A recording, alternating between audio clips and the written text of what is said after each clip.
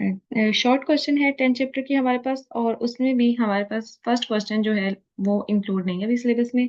Second question include है, तो second question हम पहले पढ़ लेते हैं कि हमारे पास क्वेश्चन है क्या। उसमें आपको बता रहे हैं a square loop of wire is moving through a uniform magnetic field.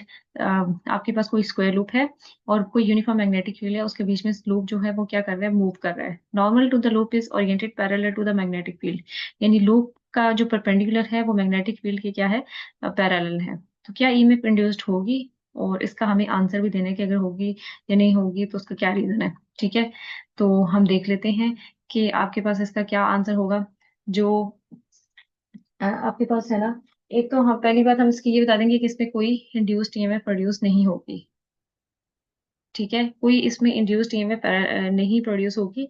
और उसका रीजन क्या होगा, उसका रीजन ये होगा कि आप बता रहे हो कि आपके पास नॉर्मल जो है वो आपके पास मैग्नेटिक फील्ड की पैरेलल है। तो आप देखो कि फैराडे लॉ आपको क्या कहता है, फार्मूला क्या होता है आपके पास।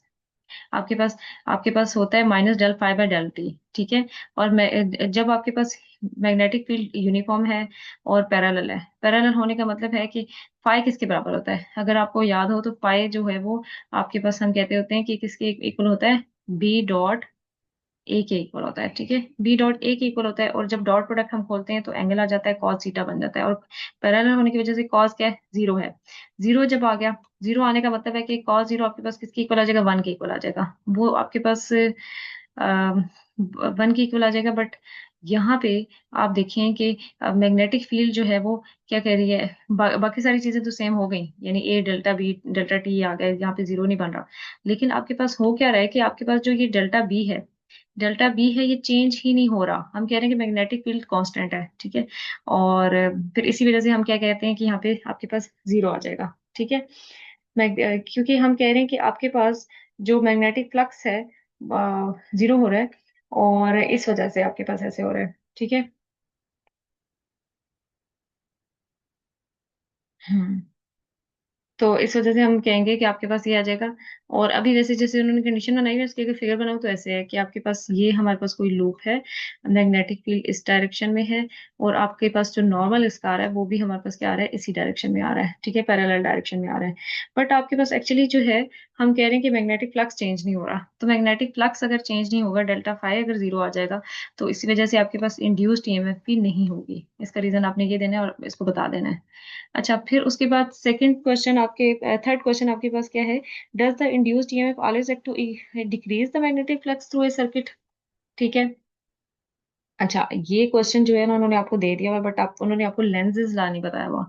लेकिन ये इसका आंसर लेंजेज लॉ के अकॉर्डिंगली होता है कि क्या ऐसा होगा। तो इसका आंसर बेटा आपने स्टार्ट ये करना है कि no, induced EMF does not always act to decrease the magnetic flux. ऐसा नहीं है कि ईएमएफ हमेशा क्या करेगी कि मैग्नेटिक फ्लक्स को डिक्रीज करेगी, नहीं।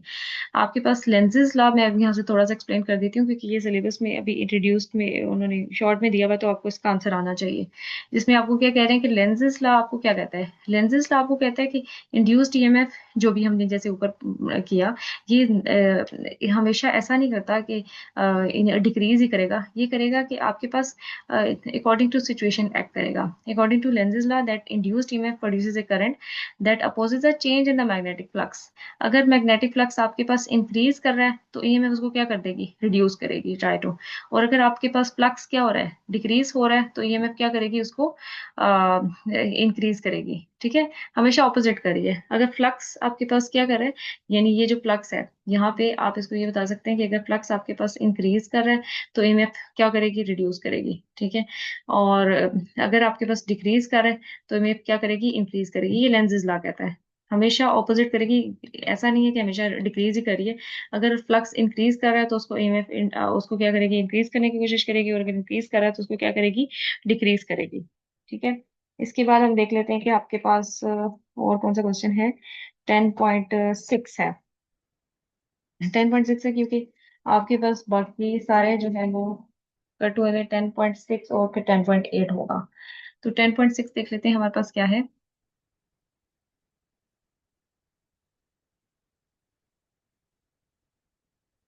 ये 10.6,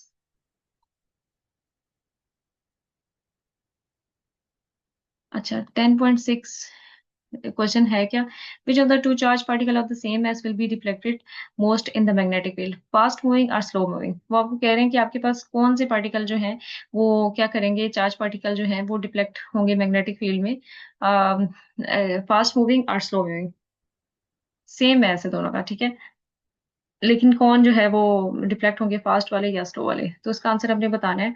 तो इसका हम बताएंगे कि आपके पास जो है slow moving charge particle will be deflected most in the magnetic field, slow moving ज्यादा डिफ्लेक्ट करते हैं, क्यों भाई?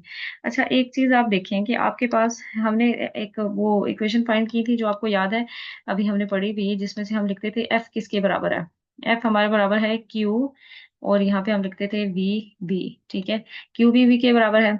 फिर इसी तरह एफ हमने एक और सेंटीमीटर इक्वेशन जो लिखी थी उसमें हमने क्या लिखा था, उसमें हमने लिखा था m v square divided by आपके पास आर था, ठीक है। तो अब आप इन दोनों को इक्वेट करें तो आपके पास क्या बन जाता है, आप लिखते हो क्यू बी बी और इज इक्वल्स टू आपके पास आ जाएगा m v square divided by r, ठीक है।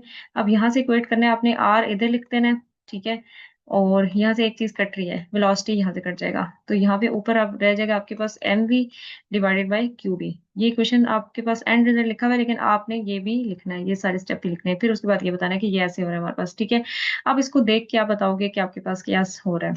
यहाँ से आप देखो कि इफ पार्टिकल मूविंग फास्टर, हमें पता है कि अगर पार्टिकल फास्टर मूव कर रहा है, फास्टर मूव करने का क्या मतलब होगा कि उसका रेडियस जो हम आर फाइंड करें, आर ये जो फाइंड करें, ये क्या आएगी, ये भी ग्रेटर आएगा, ऐसे ही ना, डायरेक्ट रिलेशन है। तो इसका मतलब है कि रेडियस ऑफ कर्वेचर ज्यादा होगा, यानी कि पार्टिकल अगर कोई तेजी से मूव करे तो ऐसे ही उसका कर्वेचर ज्यादा होगा, इसका मतलब है उसको डिफ्लेक्ट करना क्या होगा, मुश्किल होगा, ठीक है, लेस डिफ्लेक्शन होगी। इसी तरह अगर कोई पार्टिकल है स्लो मूव कर रहा है तो उसका रेडियस कर वो ऐसे ही थोड़ा कम हो जाएगा, तो इसका मतलब है उसको डिफ्लेक्ट करना आसान है। अच्छा, ज्यादा जैसे कि दूर तक गया है ना, अगर मैं बीच मैं इसको अगर यूं भी लूं तो इसका मतलब है कि इसका कर्वेचर थोड़ा स्ट्रेट आ रहा है, तो डिफ्लेक्शन कम हुई है। इसको देखूं तो कर्वेचर क्या है, वो मतलब ये ज्यादा मुड़ा हुआ है, तो इसका मतलब है कि इसमें डिफ्लेक्शन ज्यादा हुई है, ठीक है। अब जब आप इसका आंसर देने लगेंगे तो आपने क्या करना है, पहले ये दोनों इक्वेशन बतानी है, दोनों इक्वेशन बतानी है, ये इक्वेट करनी है, फिर आर की वैल्यू निकालनी है, और फिर बारी बारी बताना है, पहले एक करके बताना है कि फास्ट मूविंग पार्टिकल में क्या हो रहा होगा। आप कहोगे फास्ट मूविंग पार्टिकल में वेलोसिटी ज्यादा हो रही होगी, तो रेडियस ऑफ कर्वेचर भी ज्यादा होगा और उसकी लेस डिफ्लेक्शन होगी। इसी तरह फिर आप बताओगे स्लो मूविंग पार्टिकल, फिर उसका रीजन बताओगे कि स्लो मूविंग पार्टिकल में वेलोसिटी कम हो रही होगी तो रेडियस ऑफ कर्वेचर भी कम होगा, जिसकी वजह से उसकी डिफ्लेक्शन क्या होगी, लेस डिफ्लेक्शन होगी। इसके बाद आपके पास क्या है, 10.8 है, ठीक है, 10.8 भी हम देख लेते हैं कि क्या है आपके पास।